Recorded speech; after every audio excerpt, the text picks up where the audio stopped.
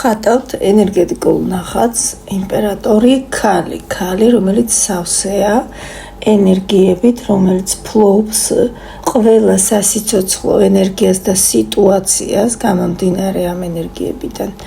პირველ რიგში ვაკეთებთ თემის აქტივაციას და აქ ცოტა უჩვეულო გვაქვს თემის აქტივაცია იმ კუთხით, რომ ფურცლის უკანა მხარეს წერთ ყველა ენერგიას, რაც გვინდა რომ ჩავაქსოვოთ აქ, ანუ რაც გვჭირდება ჩვენ ამ მომენტში სასიცოცხლოდ და მე გირჩევდით რომ არა მხოლოდ ამ მომენტის აიღოთ, ანუ დაფიქრდეთ კარგად და მოიტანოთ აქ ენერგიები, რომლებიც ასევე გჭირდებათ თქვენ. მაგალითად შეიძლება იყოს თავისუფლება შინაგანი, ეს შეიძლება იყოს ნდობა სამყაროს და შემოქმედის მიმართ, ეს შეიძლება იყოს ასევე განახლება სრული, სიყვარულის ასპექტი შეგიძლიათ აქ შემოიტანოთ და აი რომ დაწერთ მაგალითად სიყვარული, შეგიძლიათ იქ ჩამოტვირთოთ კიდე რა ჭირდებათ, აი რა გინდათ რომ მიიღოთ. ეს შეიძლება იყოს არა მხოლოდ პარტნიორული სიყვარული, არამედ ურთიერთობა ნებისმიერ თქვათ შვილთან, ძმასთან, დასთან, ადამიანებთან, სიყვარული სივრცის მიმართ, რომელშიც ცხოვრობთ, სახლის მიმართ, რომელშიც ხართ, სიყვარული ღვთის მიმართ, ანუ შეგიძლიათ ესენი ყველაფერი ჩამოწეროთ კიდევ უფრო კარგად რა გინდათ რომ აქ იგრძნოთ და გაძლიერდეს. ასევე შეიძლება აქ ჩაწეროთ კიდე სხვადასხვა მომენტები. მე მაგალითად შიშს არ დავწერდი, ანუ ჩამოწერეთ აქ თვითონ ფურცელზე, მაგრამ როდესაც უკვე ხატვას დაიწყებთ, შიში, რა თქმა უნდა, არ უნდა ჩავსვათ წრეში და ენერგიაში.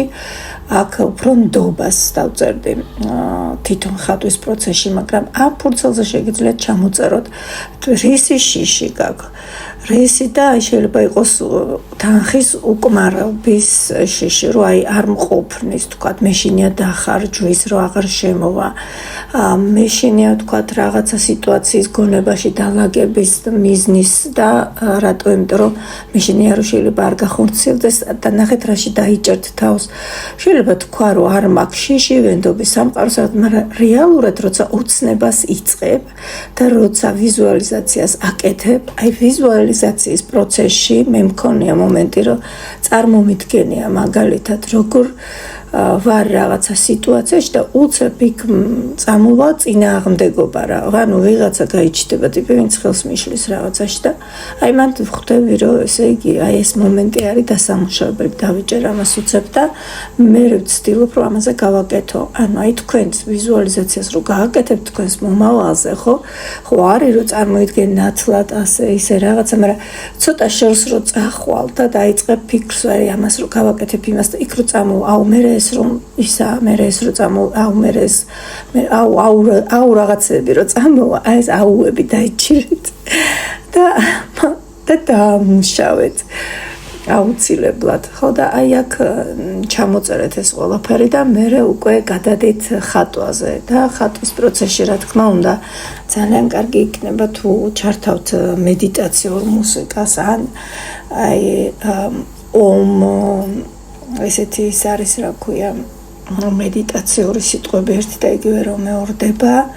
ესეც შეგიძლიათ რომ ჩართოთ ანუ სიუხვეზე ან ჰერცები ჩართოთ თუ თქვენ უსმენთ ასეთ რამეს, შეგიძლიათ ესეც ჩართოთ და კარგი იქნება ხატვის პროცესში. აი ფონად რომ მიდიოდეს თქვათ რამე მსუბუქი მუსიკა ტექსტის გარეშე. ძალიან ისეთი ტექსტი რო არ იყოს იქ. რაც შეეხება ხა ხატვაზე გადავდივართ და მოდით ფანქრით გავაკეთოთ ჯერ მონახაზი. აქ ვხატავთ სიმაღლეში ნახატს, ანუ ცოტა მეტი დაგვჭირდება ადგილი ჩვენი ფიგურისთვის. ნუ რა თქმა უნდა ცენტრალური ფიგურა ეს იმპერატორი ქალი ხართ თქვენ, თუნდაც ქურუმი და არქვით გადავიტანოთ თუ გნებავთ ცოტა ესეთ ასოციაციებში. თუ არა პირდაპირ უბრალოდ აღნიშნეთ რომ ეს ხართ თქვენ განახლებული, გაბრწყინებული ქალი, რომელიც ყველა სტიქიას და ენერგიას ფლობს და შეუძლია მართვა. ანუ ფლობა ნიშნავს რომ შეგიძლია მართვა ეს ენერგიები შენში და შენ სივრცეში. სწორედ ეს გვინდა ახლა აქ მთავარი რომ ჩავაქსოვოთ. ამიტომ ხატავთ ესეთ ოვალურ წრეს, ჯერ ფანქრით, ბაცად და მე შიგნით ვხატავ ჩვენს ფიგურას, თუ გნებავთ დააკვირდით როგორ არის დახატული კარგად ეს ფიგურა და მე გააკეთეთ მარტივი, ანუ მე ახლა ისე დავხატე, რომ ცოტა მოძრაობაში იყოს და თითქოს ხელებით ამ ენერგიებთან კავშირდება.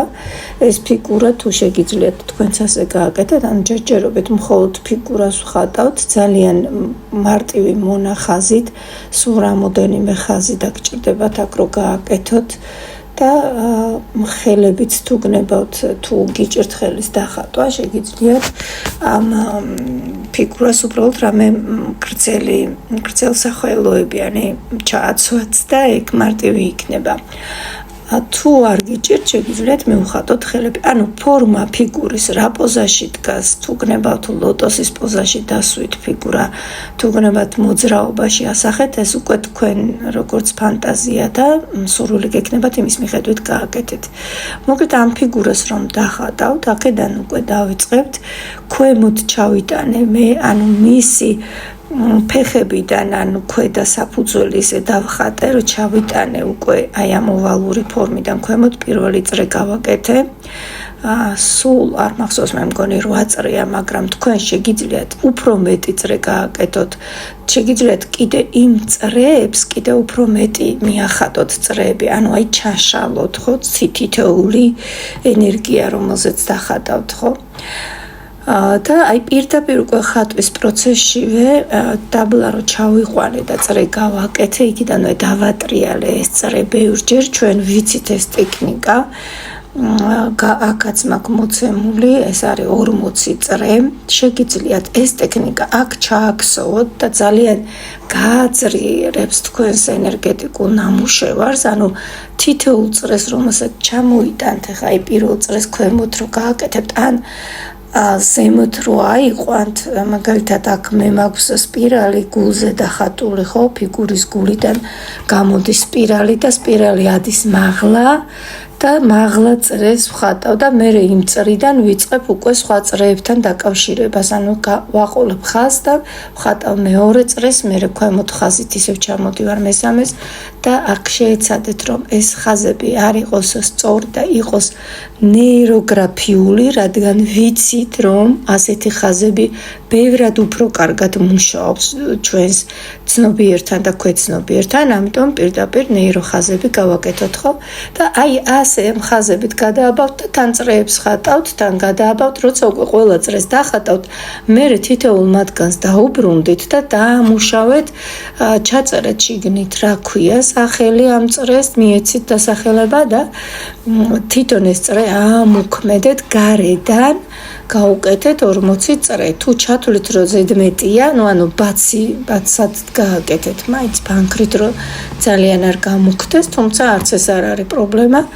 მოკლედ რამოდენიმეჯერ შეგიძლიათ რომ შემოუვაროთ ამ წრეებს, რომ აქტივაცია გააკეთოთ მათი. ენერგეტიკული აქტივაცია გააკეთოთ და თან ამ დროს იფიქრეთ კონკრეტულად იმ საკითხზე, იმიტომ არის 40 წრე კარგი, რომ ანუ წრეებს კი არ ვითვლით ამ შემთხვევაში, რომ ვატრიალებთ, ხელს ვფიქრობთ იმ საკითხზე, რაც არის ამ წრეში მოცემული, ხო? და ეს აძლიერებს ამ თემის ენერგიას. ანუ აქტივაციას უკეთებთ ჩვენში ძალიან ძლიერს. ესე გავაკეთოთ და მე უკვე შეგიძლიათ რომ აიღოთ თხელი მარკერი, ან ამ შემთხვევაში მე ტუში გამოვიყენე წვრილი, ეს რაღაც ესეთი კალმებივით რომ არის, ძალიან სხვადასხვა ზომა აქვს მაგას და ძალიან კარგად ხატავს, უბრალოდ ერთი რამე გაითვალისწინეთ, როდესაც იყენებთ ასეთ ტუშს, მე აუცილებლად ფანქარი გამოიყენეთ, იმიტომ რომ ფლომასტერი იდღაბნება, ფლომასტერს რომ გადაусმებთ ზემოდან ფერს როცა შემოიტანთ, გაგიდღაბნით ტუშს, თუ კარგად გამშრალი არ არის. ამიტომ მე მაგ დროს ვიყენებ ხოლმე უფრო ფანქრებს და ისედაც ეს ნამუშევარი ფანქარში იქნება უფრო ლამაზი ბევრად. ანუ შეძლებთ რომ გრადაციები გააკეთეთ, თუმცა არანაკლებ ლამაზი იქნება ასევე ტექსტის ამომყვანით, მე ასეც ვცდი რომ დავხატო ერთხელ. მაგრამ აქ მინდოდა რაღაცა რომ ფანქრით მემუშავა, რომ ცოტა უფრო ფაქიზი ყოფილიყო ნამუშევარი.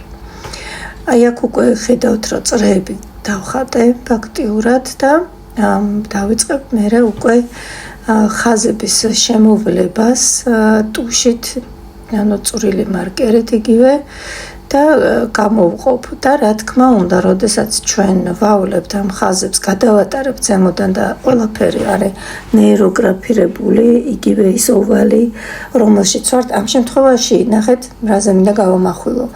ოვალი, რომელშიც ის ფიგურა, ეს არ გახლავთ ჩაკეტილი სივრცე, ან კვერცხი, ან დაცვა, ანუ დაცვა არის რა შემთხვევაში, ნახეთ, მე ვქმნი ჩემს ბიოველს, ანუ ჩათვალეთ, რომ ეს არის ბიოველი, ჩემს ბიოველს ვაძლიერებ, მიცავს ეს ბიოველი და აი ამ ველიდან, ანუ ჩემი ველიდან ვქმნი ამ ენერგიებს და ვიმორჩილებ მათ, ანუ ვეძახი, ვიზიდავ და ვიმორჩილებ, ხო? იმიტომ ფაქტიურად კი ჩვენ ვქმნით ჩვენს სივრცეს გარშემო, ჩვენ ვაძლევთ დატვირთვას ყველაფერს, იგივე სიყვარულში როგორ ვართ, იგივე როგორ ვართ თქვათ ფინანსებში, ჯანმრთელობის კუთხით როგორ ვართ, ანუ ნდობის ფაქტორი როგორი გვაქვს სამყაროს მიმართ და ასე შემდეგ. ამიტომ აქ ჩათვალეთ, რომ ეს ოვალი კი თავიდან გავაკეთეთ, მაგრამ ეს არის ჩვენი ენერგია, ასე ვთქვათ, ჩვენს გარშემო თავმოყრილი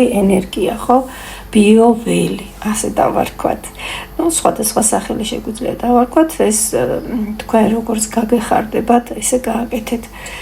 და ეს სახელწოდება მიეცით, ანუ თქვენ ასხივებთ ამ ყველაფერს და ფერიც, როცა უკვე ფერზე გადახვალთ, მეგობრებო, შესაბამისად არჩიეთ, ხო, იმის მიხედვით, რას გრძნობთ ხატვის პროცესში, რომელი უფრო არის აქტიური თქვენში, ის დატვირთვა მიეცით. აი ეს არის ძირითადი ფაბულა, ახლა ნახატი და მანდ უკვე ვიწყებთ წერას ტექსტისას წრეებში და მე უკვე ვაკეთებთ დაკავშირებას სივრცესთან ამ ხაზების. მე ჩემს მოსწავლეებს და მათ, ვინც ჩემთან ერთად ხატავს, ყოველთვის ვურჩევ